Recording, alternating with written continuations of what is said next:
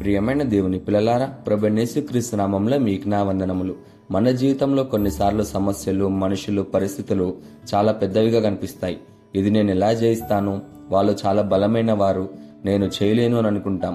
కానీ ఈరోజు దేవుని వాక్యం మనకు ఒక గొప్ప సత్యాన్ని చెప్తుంది. దేవుడు మన పక్షామునుంటే శత్రులే మనకు భయపడతారు అని. ఈరోజు దేవుని వాగ్దానము యెహోషువ 2:24 యెహోషువ 2:24 వాక్యం ఇలా ఉంది: ఆ దేశమంతయు యెహోవా మన చేతికి అప్పగించుచున్నాడు, మన భయము చేత ఆ దేశ నివాసులందరికీ ధైర్యము చెడియున్నది అని. ప్రియమైన సహోదరి సహోదరులారా, ఇది ఇజ్రాయేలీయులు వాగ్దాన దేశం కానానులో ప్రవేశించే ముందు జరిగిన సంఘటన. దేవుడు ముందుగానే శత్రుల హృదయాల్లో భయాన్ని పెట్టాడు. మోషే తర్వాత యెహోషువ నాయకుడయ్యాడు. దేవుడు అతనితో ఇలా అన్నాడు: ఈ దేశాన్ని నేను మీకు ఇస్తాను అని. కానీ సమస్య ఏంటి అంటే, ఆ దేశంలో బలమైన ప్రజలు, పెద్ద పట్టణాలు, గట్టి గోడలున్నాయి. ముఖ్యంగా యెరికో పట్టణం. ఇది చాలా బలమైన కోట.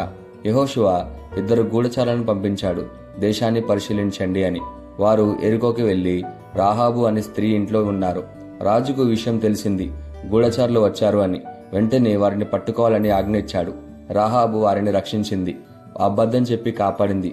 రాహాబు ఇలా చెప్పింది: మీ దేవుడు నిజమైన దేవుడు, మీ గురించి విన్నాము, మీ భయము చేత మా ప్రజలందరూ భయపడుతున్నారు అని. ఇక్కడ గొప్ప సత్యం ఏంటి అంటే, ఇజ్రాయేలీయులు భయపడుతున్నాం అనుకున్నారు, కానీ నిజానికి శత్రువులే భయపడుతున్నారు. రాహాబు ఇలా కోరింది: నన్ను, నా కుటుంబాన్ని కాపాడండి అని. అప్పుడు వారు ఇలా చెప్పారు: ఈ ఎర్ర దారాన్ని కిటికీకి కట్టండి అని. ఇది రక్షణకు గుర్తు అని చెప్పారు.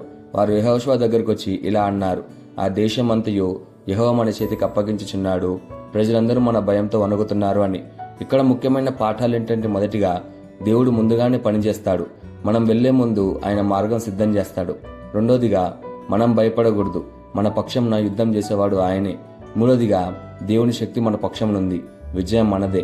నాలుగోదిగా, విశ్వాసం ఉన్న వారికి రక్షణ ఉంది. రాహాబు కుటుంబం రక్షింపబడింది. ఏ వాగ్దానాన్ని మన జీవితానికి ఎలా తీసుకోవాలంటే, మొదటిగా భయాన్ని జయించాలి, దేవుడు నా పక్షాన ఉన్నాడని నమ్మాలి. రెండోదిగా, విశ్వాసంతో ముందుకెళ్లాలి. పరిస్థితులు ఎంత పెద్దగా కనిపించినా వాటన్నిటికంటే దేవుడు గొప్పవాడు. మూడోదిగా, దేవుని మాటను నమ్మాలి, ఆయన చెప్పింది ఖచ్చితంగా జరుగుతుంది. నాలుగోదిగా, దేవుని మీద ఆధారపడాలి, మన శక్తి కాదు, ఆయన శక్తి గొప్పది. ప్రియమైన సహోదరి సహోదరులారా, మీరు సమస్యలను చూసి భయపడుతున్నారా? కానీ ఒక్కటి గుర్తుపెట్టుకోండి, దేవుడు మీకోసం ముందే పనిచేస్తున్నాడు. మీరు శత్రువులను చూసి భయపడుతున్నారు, కానీ నిజం ఏంటి అంటే, శత్రువులే మీ దేవుని చూసి భయపడుతున్నారు. ఈ వాగ్దానాన్ని మనం స్వతంత్రించలాగా మనం ప్రార్థన చేద్దాం. మమ్మల్ని మిక్కిలిగా ప్రేమించిన ప్రియా పరలోకపు తండ్రి, నీకే కృతజ్ఞతాస్తుతుల్లో వందనాలు చెల్లించుకుంటున్నాం ప్రభువా. నీ వాగ్దానం ద్వారా మాతో మాట్లాడినందుకు నీకే ధన్యవాదాలు చెల్లించుకుంటున్నాం ప్రభువా. ఈరోజు నీ వాక్యం ద్వారా నీవు మా పక్షాన ఉన్నావని మాకు గుర్తు చేసినందుకు నీకే కృతజ్ఞతలు చెల్లించుకుంటున్నాం ప్రభువా. మా జీవితంలో ఉన్న భయాలను తొలగించండి తండ్రి. ధైర్యంతో, విశ్వాసంతో ముందుకు వెళ్లే హృదయాన్ని మాకు ప్రసాదించండి తండ్రి. మా శత్రువులపై నీవు పనిచేస్తున్నావని మేము నమ్ముచున్నాము ప్రభువా. నీ వాగ్దానాలను విశ్వాసంతో స్వీకరించేలా మమ్మల్ని నడిపించమని ప్రార్థిస్తూ యేసుక్రీస్తు నామమున అడుగుచున్నాము తండ్రి. ఆమేన్.